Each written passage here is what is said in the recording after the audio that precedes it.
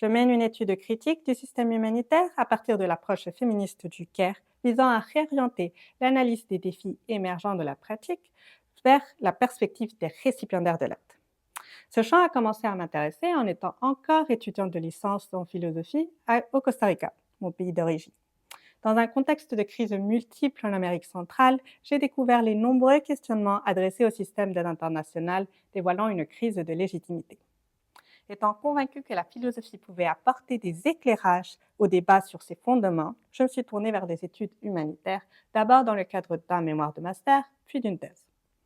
Bien que traditionnellement la recherche philosophique s'appuie sur un travail bibliographique, ma thèse s'inscrit dans des courants contemporains qui associent la réflexion théorique à des situations concrètes, comme la philosophie de terrain ou l'éthique appliquée.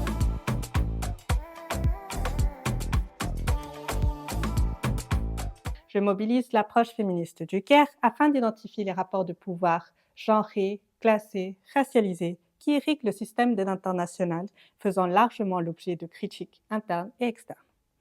Cette approche invite ainsi à examiner la relation humanitaire sous l'angle de l'interdépendance, pour mieux comprendre la façon dont l'aide humanitaire est perçue, notamment en ce qui concerne sa légitimité.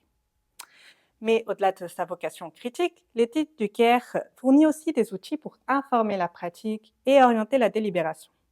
En effet, pour la politiste Joan Tronto, en définissant des valeurs comme l'attention, la capacité d'écoute, la capacité de réponse, le CARE s'articule comme pratique et comme disposition intérieure dans l'objectif d'accorder une attention pertinente et efficace.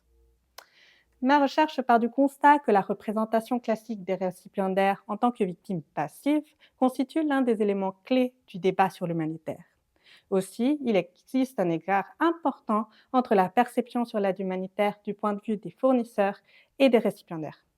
Le point de vue des premiers étant encore omniprésent dans la littérature critique, un changement de perspective d'analyse est nécessaire, ainsi qu'une nouvelle considération des récipiendaires qui comprennent à la fois leur capacité d'action et leur vulnérabilité.